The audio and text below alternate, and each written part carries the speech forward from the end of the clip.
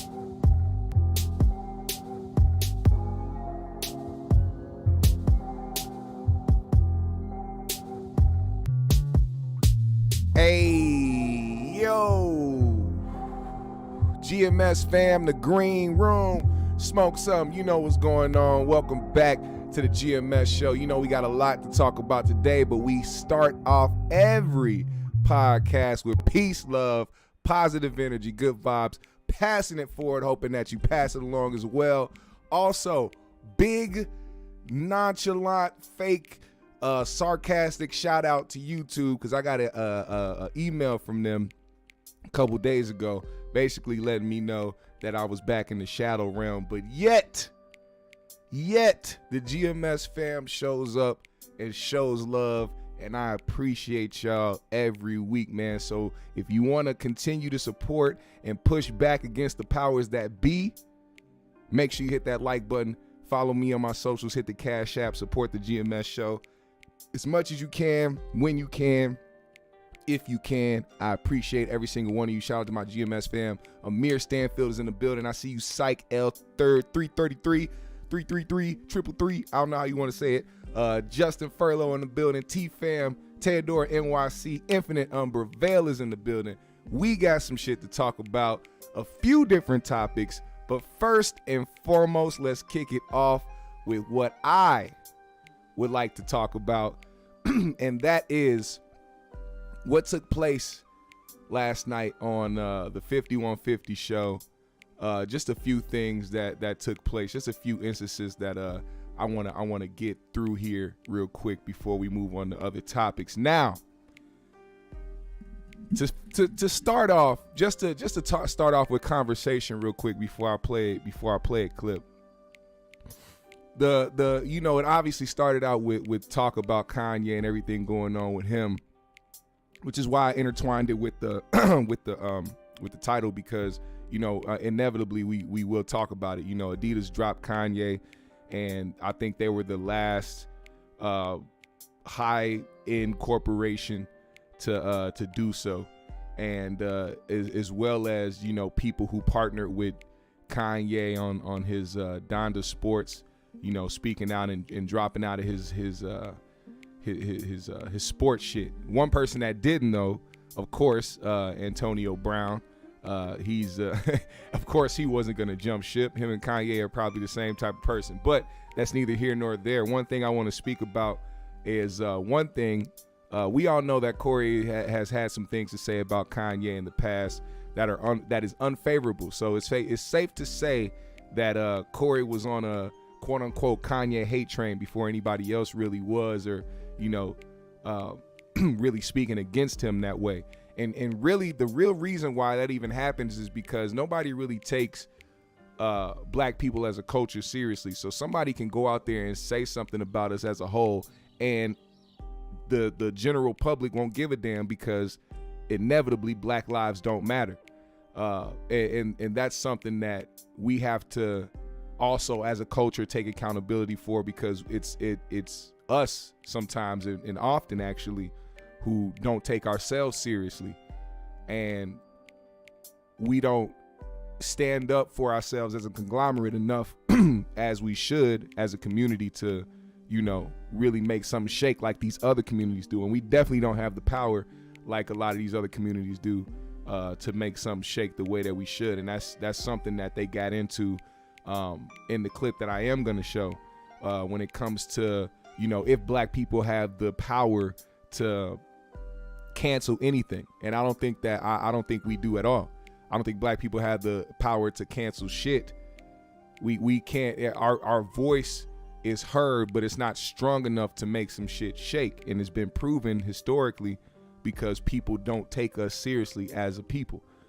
Now, before I play this clip real quick, I just want to say that he did say some real shit. You know, despite him having certain things he said about Kanye, you know, he said that he didn't want to pile on Kanye. And I think the reason is because he shares the same sentiments as Kanye when it comes to the Jewish community. So he talks about the fact that he doesn't want to pile on Kanye because he realizes that the powers that be are making some things happen. And honestly, I can respect that, because in a time where, you know, you could be following the hate train or being on the bandwagon, you know, you chose to take a different route. Now, that didn't necessarily happen with the Aries Spears situation. You know, you definitely piled on with him in his situation before they even came out to say the shit was dropped. But that's neither here nor there. You hate that guy, so I get it. But this clip right here, man, they talk about some real shit real quick. I'm going to play a couple minutes of this. And it's really talking about, do black people have the power to cancel anything? And Marcus says, niggas are too forgiving. Check this out. But they wasn't ready to get rid of him because Brother Kanye will do things against us as well. Right. He so ride the fence too much for me. Yeah. Yes. Because like a lot of people have been putting up, which is true, that there was no ripples in the water when he said the whole thing about slavery was a choice. Mm-hmm. There was little to no ripples in the water. It made them laugh. Not by them folks. Because black folks didn't cancel him. If black folks didn't cancel him when he said that they disrespected us, then why they gonna lose their money? Okay. Guess what, Marcus? We don't have the power to cancel anybody. If you stop supporting his ass, then black folks cancel him. If you start, all you gotta do is stop buying this shit. That's canceling. Stop supporting. Let me ask you something, little bro. What have black folks ever canceled? We forgive everything. We always giving folks passes. You making my point. Look, we found out Nike. This was probably when you was an infant. We all found out Nike supported the apartheid. Mm-hmm. A lot of companies did. I don't know about this. A lot of companies. We act like we was finna cancel Nike. We didn't stop wearing Nikes. Niggas. I'm saying I don't know nothing black people got together and said we not doing that no more. Niggas was talking about they were finna stop wearing Gucci for 2 weeks. 2 weeks? 2 weeks niggas was back in Gucci. Marcus, you right. God. Let me tell you something. When the malls and shit opened back up, it was lines to get in Gucci. But who was in line? It was niggas in line. Niggas in line. And that's facts. That actually is facts, man. That's exactly what happened. We can't see this is why I talk about how we move the culture as a people. We move the culture so much that anything we talk about in our music, anything that we flash, people are going to buy it. That company's going to eat off it for a long time. As long as people are talking about it in the music and making it popular and they hit songs, it's going to make those companies eat. And you know what's crazy? This is the crazy part about when people talk about, because I had to realize this myself. You know, the main thing when it comes to people buying black owned is they talk about the quality. If the quality's good, if it's up to par, if you know what I'm saying, or they try to think it's janky or ghetto or whatever the case may be. Do you see these big niggas in Gucci and Versace? Do you see how crazy some of these niggas look wearing these tight ass shits, squeezing their belly and wearing jeans so tight that they could never have kids? That shit don't look cool. It don't look none of that. It don't look comfortable. But yet we'll buy it because it's high end. And because niggas talk about it and because they see somebody else wearing the shit. Now that's the real Me Too movement. Pharrell's the one that started the Me Too movement. If y'all don't remember, Pharrell had a song out there with the clips called Mr. Me Too. Oh, you got yeah, me too. You got this? Yeah, me too. Okay, everybody meet Mr. Me Too. The whole industry is full of Me Too niggas. Hey, you got that? Me too. That's the real Me Too movement. See, that's the thing. Nobody wants to take the time or the effort to be fully original. And I get it. Everybody wants to try to keep up. Everybody wants to try to be a clique. Everybody wants to be cool. At the end of the day, it's a high school mentality. You know, group together with the cool kids and and do the shit that the cool kids is doing, and then you'll be in and you'll be with everybody and you'll be the cool guy and you'll have everything you got and need. That's the type of mentality that runs the industry. So I honestly, when it comes to the brands, if we truly wanted to cancel a brand, a big name brand, the only way we can do that is to take a black owned brand, especially the people that really talk about buying black owned or really support black businesses. Take a black owned brand, right? Talk about it, advertise it, put it in the music, do what you can to put that out there. And before anybody is like, well, just don't put anything up there, man, these niggas talk about every single high-end white brand you can think of. And literally 95% of the shit regular motherfuckers cannot afford. So, I mean, what's the point of even hollering about the shit in the song so you can have niggas? And that's another thing. That's what leads to niggas doing stupid shit, because they see the shit on the internet or they see the shit in the videos or see these motherfuckers out with this shit and they want it too. But since they don't have the funds and they don't have the clout or whatever it is that the person that they idolize has, then they want to go out and get it by any means necessary. That's why niggas like P&B Rock get killed. That's why niggas like XXX get killed, because niggas want what they got, the real Me Too syndrome. Oh, you got that? Man, me too. I want that. We can't get past it for some reason. Now, he also spoke on BET and how there's nothing really out there for BET for black consumers. Stuff that we can actually learn from and build from like they used to. You know, they kind of follow suit with the VH1s and the MTVs and all the other shit of the world when it comes, because at the end of the day, they want to make money. They don't give a damn about who they're influencing or who their audience really is. You're called Black Entertainment Television, yet you are portraying and perpetuating things that negatively put us in a bad light. Now, I'm not a consumer of cable TV, but I do know that there's nothing on BET, MTV, VH1, any of those motherfucking channels that used to be so heavily musical. I don't think there's anything on there of substance anymore. And I really do truly believe in that.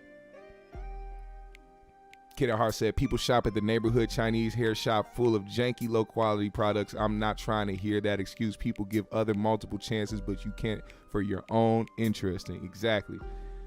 Syke said, I spent $300 on this so I can say you ain't up on this. Hey, man.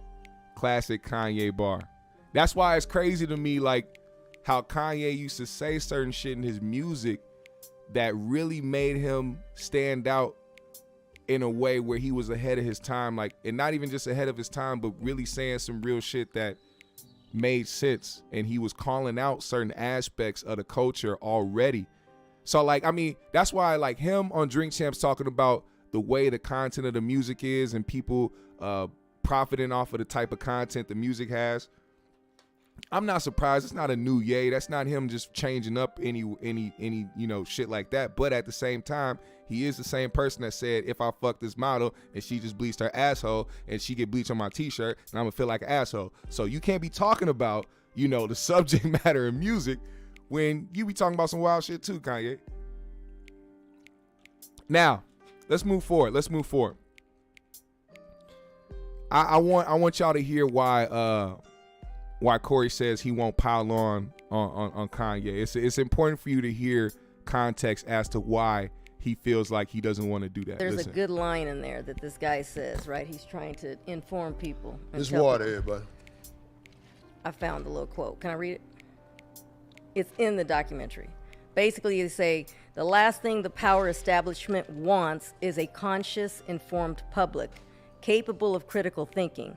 This is why a continually fraudulent zeitgeist is output via religion, mass media, and the educational system. It is in their interest to keep you in a naive, distracted bubble, and they're doing a damn good job of it. So what Darlene said is basically a sum up of what I wanted to talk about. He said the dopest, dumbest line I ever heard. Don't pile on Kanye because the media is. We as black people got people in our community, our family, we know ain't right. That's a fact. But the wicked people of the world grab our brothers and sisters we know ain't right and we hold them up. And they hold them up so people can't see it. We know our brother Kanye wasn't right when he married old girl. And you see, I'm speaking without all the extras, right? I don't know. You've said it before. Kanye West married a girl who had been passed around the game. He was with a girl before then that had been passed around the game. Yeah. Which one are you talking about? The Scribble. The Scribble? Yeah. Who that? You don't got to say it if you don't want to say it. Rose? Yeah, Amber. Yeah. Amber Rose. Half-breed. Uh-oh, not the half-breed. Not the half-breed. Black Hippie Ricky said, LO, never mind, I already read that. Simo said Corey burned his Yeezys. Remember that? Now he sees there was a method to Kanye madness. Yeah, he spoke about that. He spoke about back in 2018, they burned some Yeezys live on the air, and I remember that for sure. Which is why I said he has a long history of already being on top of the, so-called Kanye hate train before really anybody. But like you said, maybe he's realizing the method to Kanye's madness. Now, here's the thing, man. I want to bring this up. I have to talk about this because this happened to me yesterday. I have a Jewish homeboy, right? A friend of mine. Matter of fact, if you guys remember early on, I had a sponsor for the GMS show, which still technically really is. It's just like an unregistered sponsor. This is my guy from high school. We came up together. I love the guy. He's a real homeboy, a real friend of mine. Somebody who, when my mom was going through breast cancer, ovarian cancer, he came through with the CBD gummies and the oils. Like, yo, don't get her addicted to the pills and the opiates and the whatever it is that they gonna give her to try to help for the pain. Do something natural so that you don't, that's a slippery slope. And lo and behold, a lot of that stuff really helped, during that time. even with my dad, my dad had two knee surgeries. 2 knee surgeries. He came through and blessed me with the gummies and stuff. He was like, here, give it to your pops. Let him, you know what I'm saying? And it helped. So this is somebody who I value as a friend. He's also Jewish. So I had a post up of Kanye getting in, or something on my Instagram, talking about something that happened with Kanye. Somebody commented on it saying, yeah, the world will see what Ye meant about, Jewish people when it's all said and done. And it struck a chord with him. Now, for me, somebody who's not Jewish, somebody who's black and understands a different struggle, I didn't see it as a certain way, but he saw it as a certain way. And he, messaged me and we had a conversation, and him putting certain things in perspective about the situation, helped me understand more from his perspective why he feels the way he feels as a Jewish person about the things that Kanye said. Now, it's not that anybody should agree or disagree with Kanye. I'm not trying to steer anybody's opinion, but the one thing I will say is Kanye can get out of his contracts in different ways without trying to make it so that he's pinning groups against each other. Because what he really did at the end of the day was pin certain groups against each other. You know what I'm saying? And that's the last thing we need, is to go against another group that technically is a minority in this country. But the thing about the entertainment industry and the thing about the ownership of where the money's going and who owns what and who owns this, that's a different conversation for a different time. And there's certain ways you have to go about saying it, because when it comes to our people, when it comes to our culture, and when certain people try to speak for us or about us, there are certain ways you have to speak about it, or inevitably our community will come down on you. So I had a real enlightening conversation, man, and I just want to shout out my guy Nate, and I appreciate him for reaching out and having that conversation, and not, of course, doing the typical shit that a lot of people do on the internet when they disagree or feel like they're offended by something and try to, go off the rails and say some wild shit to somebody. You know what I'm saying? He understood that, as a friend, he can come and talk to me, privately about certain instances, and we can have a real conversation and have real dialogue. So shout out to him. Now, I have to play this part. I have to play this part because this was something that I personally was actually kind of waiting to hear about, because if you guys remember, Corey was a part of the We Outside comedy tour that featured acts like Deion Cole, Michael Blackson, Gary Owen, Carlos Miller, Tony Baker, a bunch of people. Tony Rock, I think that was who was on it. But lo and behold, there was a post that Corey made, and I seen it through Ryan Davis's Instagram, because Ryan reposted it. I'm looking on Ryan's story, and he reposted Corey's post about not being a part of the tour and why he wasn't a part of it. And Ryan, basically stood behind him and was like, he's a legend. We're not going to let these promoters use these guys' names to make money off of them, and et cetera, et cetera. So I obviously was waiting for the details behind why that happened, and he kind of explained it. Well, not kind of, he fully explained it last night. Take a listen. Because my livelihood has been mishandled by insincere people who work in entertainment. I want to talk about the touring business.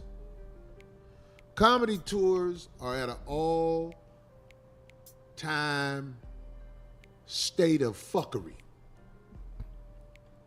There's a tour called We Outside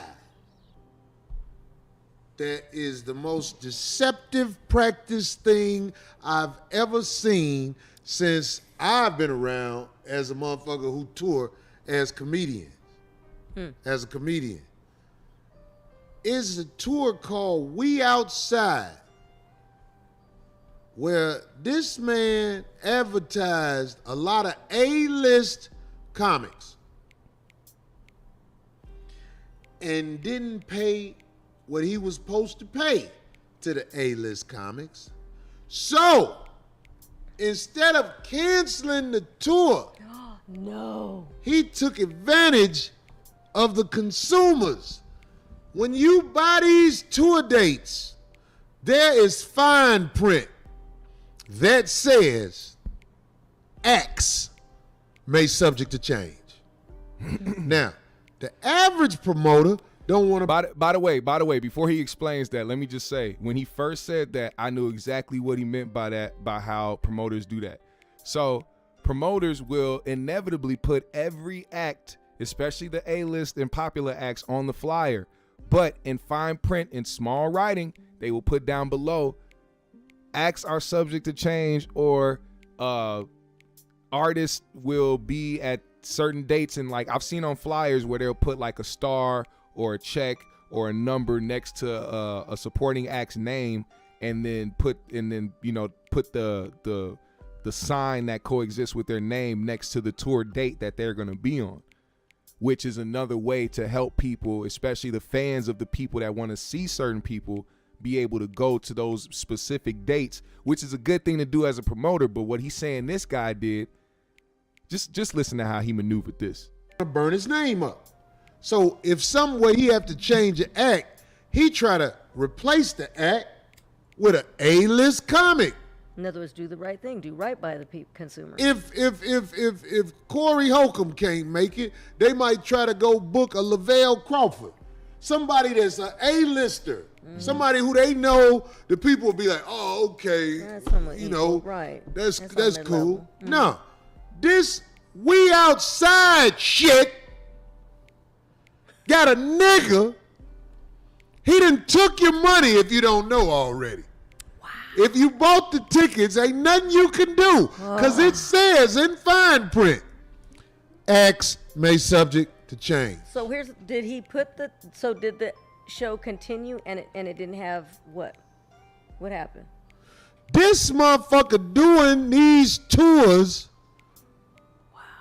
with C-level talent. He already got your money. He'll find one of the guys. He was advertising everybody. Me, Dion Cole, et cetera, et cetera. That motherfucker didn't give us our money. So we was like, peace. But this motherfucker was still advertising us for a while. I had to make sure, take my name off all that shit. So that's fucked up. That's fucked up. But that's the game as well, man. It's an easy money grab, man. And promoters, and that's the thing about promoters too, like they want a money grab but don't understand that reputation holds way more weight than that quick bag that you just got for the day or for the week or for the month. That bag that you just secured because you went and finessed a bunch of people by making them think that a certain act was going to be there when they weren't, isn't going to continue your revenue. It's going to slow it down and then it's going to stop as soon as people start speaking out, especially somebody like Corey Holcomb. So, all in all, if you are somebody who were planning on going to the We Outside comedy tour, I think it might be best if you save your money and go see one of the acts that you wanted to see on that flyer do a personal show or another show where they're promoting it or they're the headliner of their own shit. A lot of these comedy tours, I guess, for a while now have been doing this type of shit and have been fucking up how, you know, people consume shows. And Corey expressed that him doing a show coming up this weekend, said that there were people basically asking like, oh, is he really going to be there? Is he going to be there? You know, it starts bringing up questions and it starts fucking up the consumer base because they feel like, you know, they won't be seeing certain people on these flyers that are being passed around or in these, you know, promotions that people see about these comedy tours. So, you know, just all in all, pay attention, man, and read the fine print. Always read the fine print. Now, something weird happened on the show, and he wanted to bring up something. He wanted to bring up a certain point about a certain somebody, and I want y'all to hear this, what he had to say about a certain individual. I can relate to him because I had Spread out. that nigga act just like my pops. That nigga was here. What the fuck is new niggas gonna do besides bring motherfucking drama? That's true. Uh-oh. Look at the dope fiend nigga. This nigga want to start some shit so bad or talking shit war because I had a new nigga around me. Yeah. I should have knew when the nigga had on Puma socks at the video. This nigga's a struggler. But I took a chance. Puma socks. Corey, my license fucked up. I'm gonna help you earn enough money so your license is straight. So when your child is born, you can motherfucking be able to motherfucking drive the child around without getting pulled over by the police. That nigga was trying to keep up with me with outfits. I was like, nigga, you ain't saving no money. Nigga, nigga. That nigga was buying Coke and jogging suits. Oh, man. Not. Oh my God. Not Coke and jogging. And fucking every booger bear on the road he could find. Oh, I cannot. Coke and joggers. That's what the nigga did. I watched the nigga. I said, this nigga is buying Coke and jogging suits. What the fuck? That's why I don't have new niggas around me. That's stupid, though. I'm just saying what it is, man. I be scared when I meet new niggas, man. Not scared just somebody gotta gonna be- whoop my you ass. gotta be- No, you just on when high you alert. say You more just than on high, I'll be like, oh shit. And I ain't saying you mean bad, but if I don't know you, I don't give a fuck. If I don't know you, I'm gonna show you love. I ain't that kind of nigga. Yeah. What's up, black man? Woo, woo, woo. But let's not take it too much further than what's up, brother, because I don't know you. Yeah, right. See, But Cole, you just gotta be good at vetting niggas, though. Now, one thing he mentioned during the show, he exposed a very awkward moment that I didn't know happened. And it also explains why Precise has taken shots at Marcus and specifically mentioning Marcus's mom in a way that is very suggestive. I was wondering that, and not even wondering like, ooh, did he do something with Marcus' mom or what? But why do you keep insinuating things about Marcus's mom? It just was weird to me. And Corey explained that one day, I guess he was saying hi or maybe saying bye or something like that. And as he was giving Marcus's mom a hug, he like turned his face and either kissed her on the lips or tried to kiss her on the lips. One of the two. He demonstrated it with D during the show. If you guys seen it or remember it, or if you didn't watch it, it was very weird, and I didn't know that actually happened. I don't think anybody knew that actually happened, which is crazy to me because on one hand you got Precise calling Corey a predator and calling him this and that, but that is literal predator activity. Like like you just giving somebody a hug and then you try to go in for a kiss. That's wild. But who knows? Maybe Corey over exaggerated. Maybe he saw something in his head while Precise was just giving a hug to Marcus' mom. I don't know. But it was very weird. Very weird. And I'm sorry, Marcus, but it couldn't be me. If something like that happened in my presence, it couldn't be me. I would have had to check a motherfucker in that instance. And Corey said that he should have did it then. I don't know why he didn't, but that shit went unchecked. It just happened.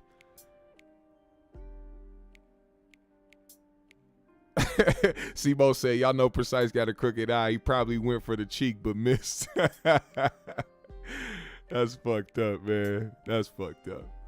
But yeah, I don't know. It doesn't seem like this Precise and Corey Holcomb feud is going to die down. I called this too, by the way.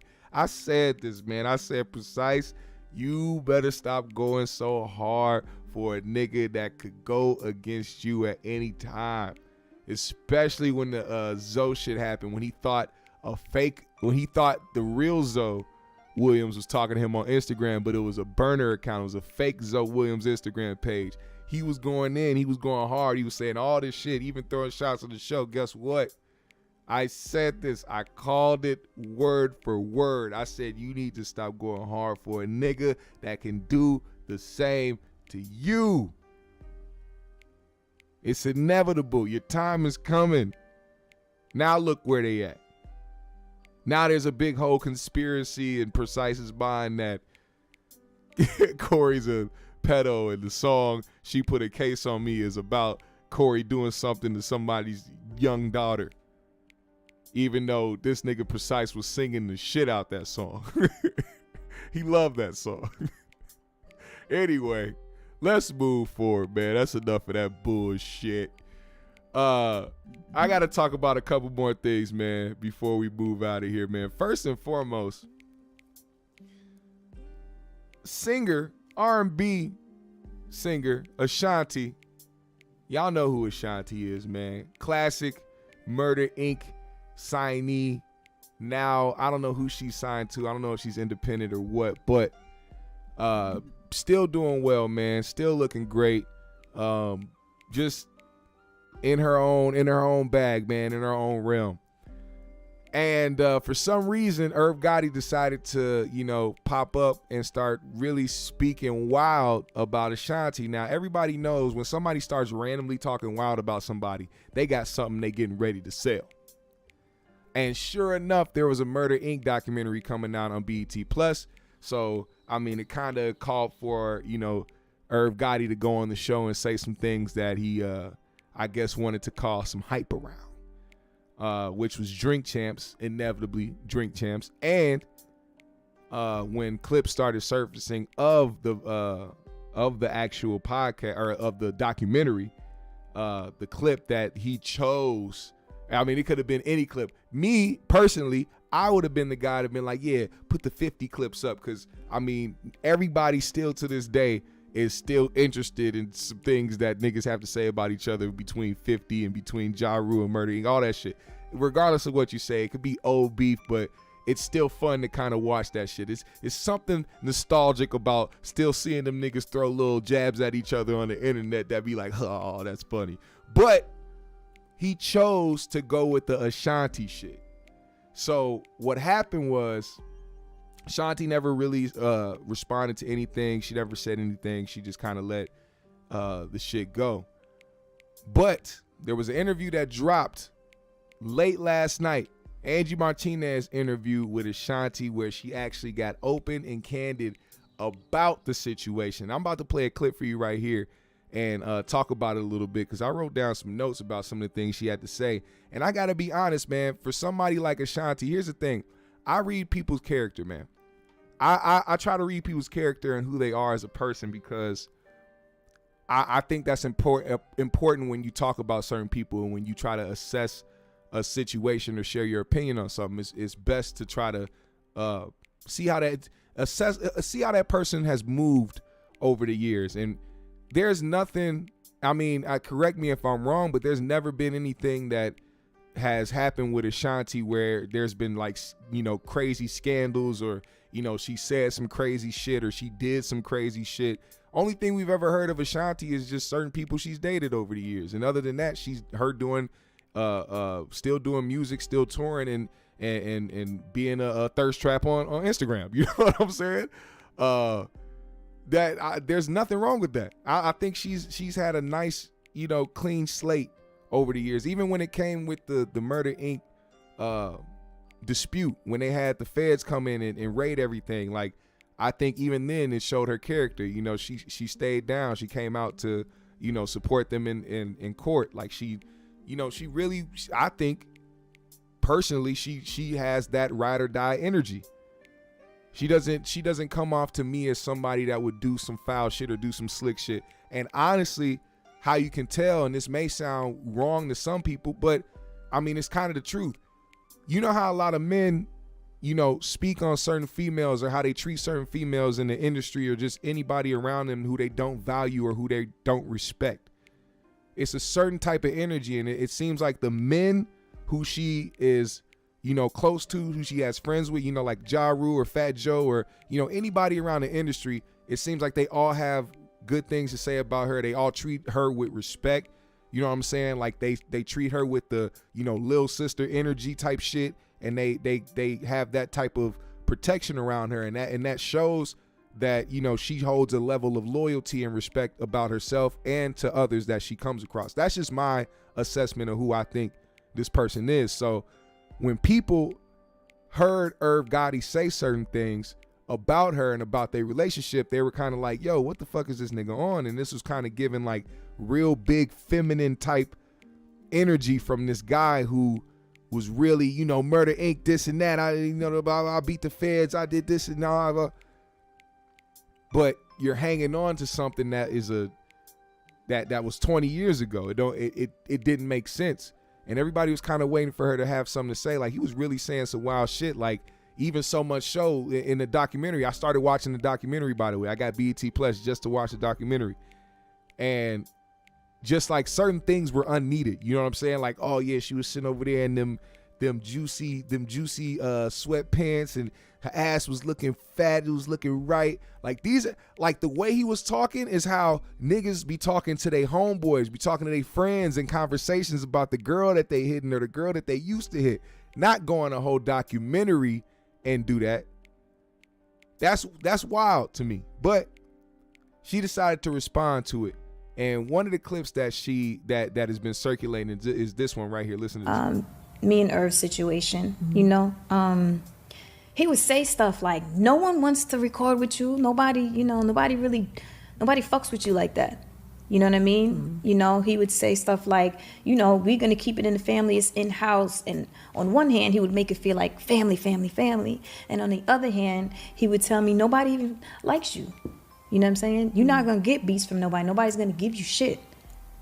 You know what I mean? And it was hard because that gullible little Susie, why? How come? But I don't even know them. Why they don't like me? You know what I'm saying? And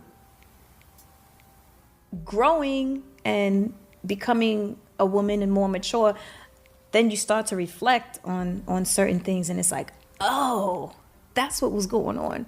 And then when I did start to evolve and get in the studio with certain producers, I would hear all the time, yo, we always reached out. We always wanted to fuck with you. Now, take it for how you want, but me personally, I feel like that is not far-fetched from the truth, because how niggas be, man, especially when somebody who wouldn't get a certain girl if they weren't in a certain position in life. And that, I mean, look, that's no disrespect to Irv Gotti, but we all know reality is reality. And when somebody starts messing with a girl that they feel is either out of their league or way too bad for them, or whatever the case may be, or they just have this possessive demeanor where they don't want them to go somewhere else because they feel like this person will go and mess with somebody else on them, and now they lost her to the game or they lost her to somebody else because they don't feel like they are good enough or look good enough to keep a woman like that. It's like a mental gymnastics that some niggas play with themselves, and it inevitably affects the person that they're with because they try to have this controlling nature about themselves, and at the end of the day could deprive somebody from opportunities. Now, some of the things she was talking about is how she could tell he had feminine qualities, and what she meant by that and what I mean by what I said. And here's a perfect example. She said that Irv told her, right, and this was after I guess she was started to date Nelly, said Irv told her, oh, you want to be with Nelly? Go sign the Dirty ENT.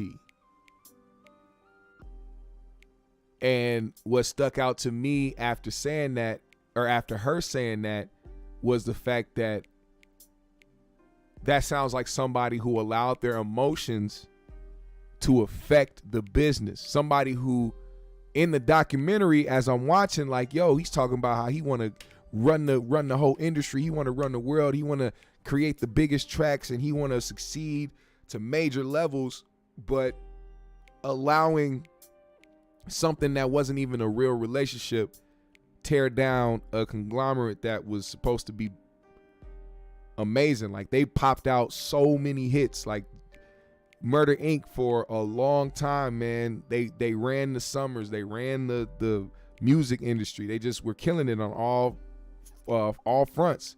Ja Rule, Ashanti, you know what I'm saying? They linked up with different people, the J-Los and the Jay-Z's and all types of people to create magic. And every time you hear about some shit like this, or like a empire crumbling, there's always a woman at the center of it. It always leads back to a woman. What happened? Even with the other women in Murder Inc. Shout out to Vita. Shout out to Charlie Baltimore. They were pinned against this woman because they had a sense of resentment towards Irv not paying more attention to them, even though in this industry, in the music industry, if somebody's popping and somebody's popular, the focus is going to be on them. And they felt like they didn't get paid enough attention to. They felt like the focus was only on Ashanti. They felt like Ashanti wanted to be the only girl in Murder Inc. But plain and simple, man, if something doesn't take off, it doesn't take off. If you created a song that took off in the music industry, no doubt Irv Gotti would have been right there to help you push it. I feel like that's the type of person he was. He had the type of belief system where if he knew it sounded good, he knew it was a hit, he would be fully behind it. And I stand behind that because of the way that he fought for DMX. He said Def Jam, he said Leor Cohen. Matter of fact, speaking of Leor, if we want to go back to the Kanye shit and who runs what in the industry, Leor didn't want to sign DMX until DMX was getting hot. And then he came back and then wanted to sign DMX. He fought for that. So I got to give Irv, credit for that, bringing Jay and John DMX together and creating history. Now, here's another clip that I want to play for y'all, man. Listen to this, man. Ashanti says she genuinely feels that Irv Gotti wishes death on her. Listen You know to what I'm this. saying? Like, yo, we've accomplished so much. It doesn't make sense for you to have this much hate for me, you know? Like, I genuinely, in my heart, I believe that Irv wishes death on me. 1,000,000%. Oh, no. 1,000,000%. Really? 1,000,000%. That's horrible. It's crazy. And that's why I feel like accepting that I was once a person that respected him and, had genuine love and, appreciated and, Interesting. loved the work ethic and all the things that we've done. That's where I feel like, wow, so maybe I was wrong. Well, the interesting thing is, though, this is like a mixing business and pleasure problem, right? So when the personal relationship is no longer serving you. But see, let's clear this up. Okay. We're not going to say relationship. We dealt with each other, but having was Irv my boyfriend? Was I his girlfriend? Never. Really? Never. Interesting. So, Well, was he married? He was still What up, married Joe? at the time, right? He was married. that's my point. Irv had several girlfriends, so I'm a little confused by the thought, you know what I'm saying? And the label and the description.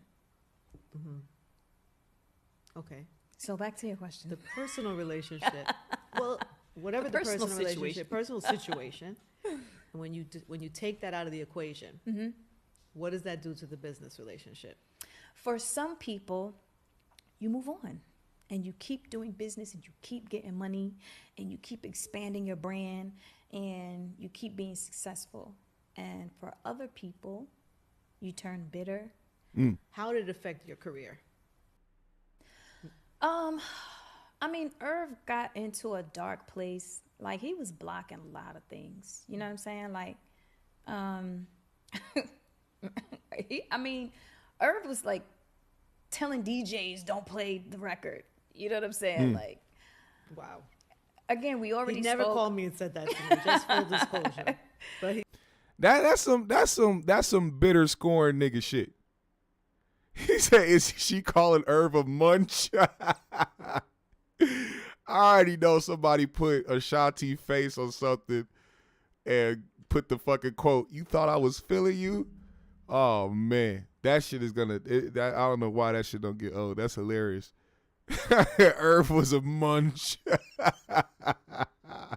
That's hilarious. That's actually fucking hilarious. There's actually one part in here too that she said Irv claimed that he made her fuckable. I don't know what that means. But making someone fuckable. Jesus. You made someone fuckable because you told them to wear certain things and niggas would like her?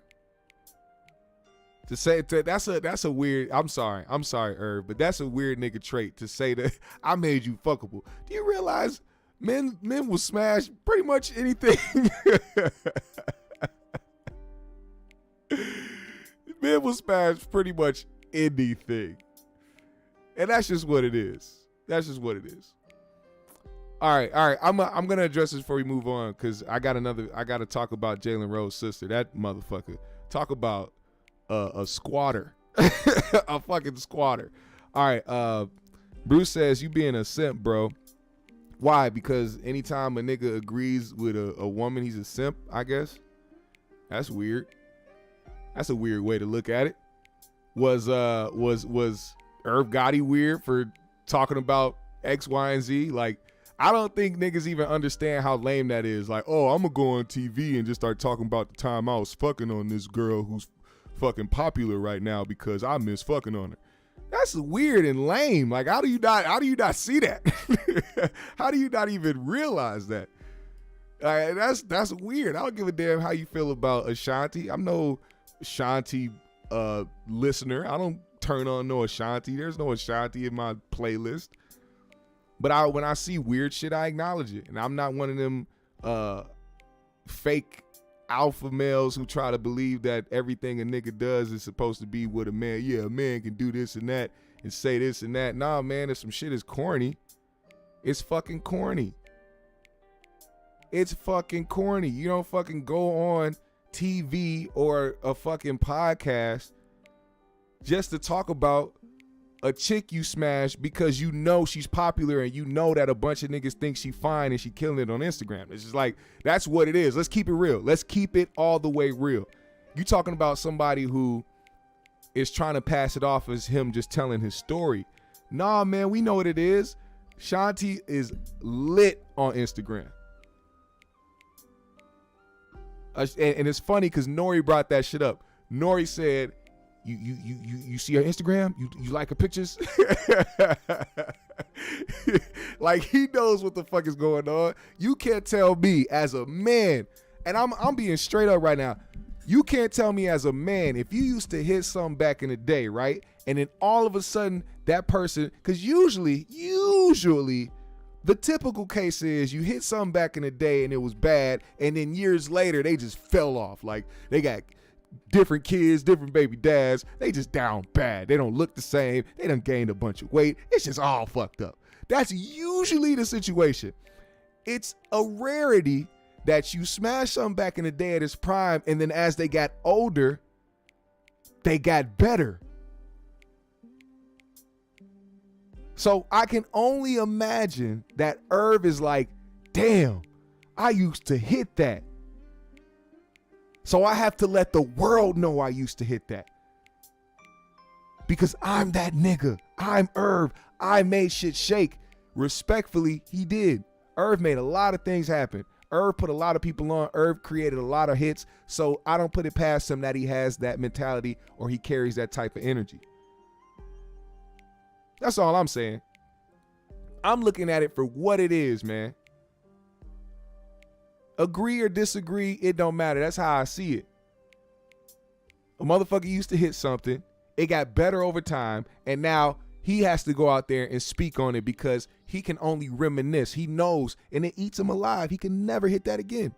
Never in his life can Irv Gotti get a chance to hit that again. And that pains certain niggas. I get it. But that's just what it is. I had to respond. I deal with logic and common sense, and sometimes people just speak out of emotion, and you got to be able to articulate yourself and put things into context and form it the right way so that they understand that, no, in fact, sir, you are wrong. Anyway, Jalen Rose's sister, man, look at this squatter. This squatter. This freeloader. This, I don't want to do nothing for myself because I keep making excuses to fucking not do shit. Now, certain people go on the internet, right? Because they think that they have a story. They think they have a case. They think they about to be looking great. Like, oh, because I feel this way. See, this is the fucked up part. People be like, because I feel this way, I'm going to go to the internet. I'm going to tell everybody that I feel this way. And hopefully I have people agree with me so that I feel better about being a piece of shit. Now, if you don't know, Jalen Rose has a house. I don't know where this house is, but his mother and his grandmother lived in this house. Jalen Rose's mom passed away last year. This year, he is selling the house. It's his house. He pays for it. His sister lived in the house when his mom and his grandma were alive. Now that his mom has passed away and he wants to sell the house, she decided that she wanted to go to TikTok. I don't even know if this was TikTok. I think somebody just posted it on TikTok, but she took to social media to try to out her brother. Now, just pay attention to the opening sentence of this video. It'll tell you everything you need to know about her motivation and how she really feels and what the whole purpose of this is. Jalen Rose's sister is upset with her brother. Yeah. This is what I have to deal with. Yeah, while I'm rehabbing and rehabilitating. So we're going to see how this all works out this morning, y'all. There he is right there, the star of the family who runs everything. Yeah. The star of the family who runs everything. I'm sorry, but if I'm paying for every goddamn thing, yeah, I run shit. Are you contributing to this house? Are you paying the bills? The mortgage? Are you paying for the funeral? Did you pay for anything when your mother was alive? What did you do for your mother while she was alive? I don't know what she did personally, but I'm pretty sure it wasn't anything like what Jalen was doing for his mother when she was alive. I think there's a lot of resentment and jealousy that she holds on to. And the fact that this man has the power to say, hey, I'm going to sell the house that I pay for, that you have been squatting in, gives her this false sense of entitlement. Listen up. That's him right there. Yeah, look familiar? While his sister's in the house, rehabbing, grieving from death and loss, he is bringing strangers through here to show a house that someone's living in, as if a whole human being doesn't live in this house. So now, I'm not saying it takes a year to grieve. Everybody grieves differently. Everybody grieves differently, especially when it comes to your parents. That's a loss that you can almost never get over, depending on your relationship with your parents, with your mom or with your dad. When you lose a parent, it is, I can only imagine. I haven't lost my parents yet, but I can only imagine. But at the same time, bitch, stay in reality. It has been a year, and this man who is paying for this house wants to sell it. Now, instead of berating your brother and putting him on social media and making excuses, what you could have did was said, hey, bro, I'm rehabbing, still grieving over the loss of our mother. I'm not in the right space. I don't feel okay. I don't know what your situation is like right now, but if you could give me some time, or if there's another place that you could help me with, a small apartment, whatever, or even if I could come shack up with you for a month or two, just so I can get on my feet, I would appreciate that. No, what she did was felt like she was being attacked. So she went on to do this. Oh, yeah. This is my favorite part coming up. Listen. Okay. That's enough. Well, I live here, and I've lived here since 2019. No, I'm not living here, and I've lived here since 2019. You're squatting here. Let it be known. No, I'm not squatting here. I've lived here when our mother and our grandmother was here. So that's not squatting. Squatting is being somewhere illegally. I'm not here illegally. No, that's not what squatting means. And you have a college education, so you should know that. You should. And as I told him, as long as I'm living here and until I get myself healthy and well, I'm not going anywhere. Thank you, Toke Champs. He said that may be his way of healing by selling the house. Maybe that's him trying to put closure to his grieving process. Maybe he was like, you know, I want to hope. Maybe he allowed you to stay in that house for the whole year because he realized that would probably be something his mom wanted. But given your attitude and given how you just went off the rails, went on the internet with it, I can only imagine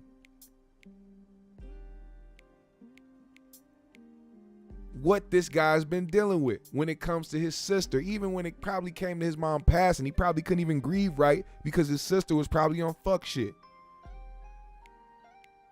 Man, look, family is family, but you ain't gotta deal with them motherfuckers, especially if they don't serve you right. If they ain't no two-way street, if y'all don't compliment each other or love each other or care about each other in the right way, family don't mean shit. Push them niggas to the side. Get the fuck on. It's not worth the stress. It is not worth the heartache. It is not worth the trouble.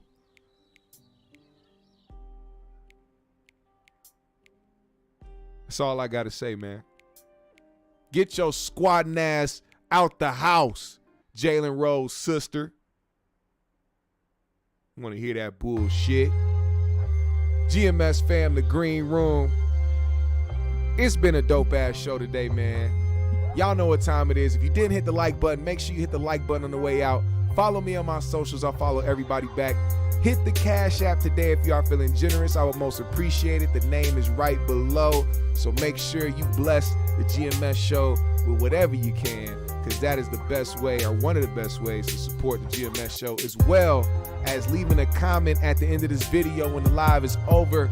Hit those algorithms the right way. You know, YouTube is trying to ban or shadow ban the GMS show any way that they can, because we really speak up for ourselves and say what the fuck we want to say. So make sure we push back on those powers that be, man. Help those algorithms by hitting the like button, putting a comment at the end of the video. Do your due diligence, baby. And if you didn't hit the notification bell to get the notifications when we go live, make sure you do that, so that they won't try to shadow ban that as well. Because I know a lot of people don't get the notifications, because when they shadow ban you, they say nope. So make sure you hit the bell. They want you to manually do that shit. So we gonna manually do that shit. Ain't that right, GMS fam? Let's get it. Shout out to CT Reed. Shout out King Lukey. Shout out Toke Champs Podcast. Theodora NYC. Trey 979. C-Mo in the building. Vale is in the building. I see y'all.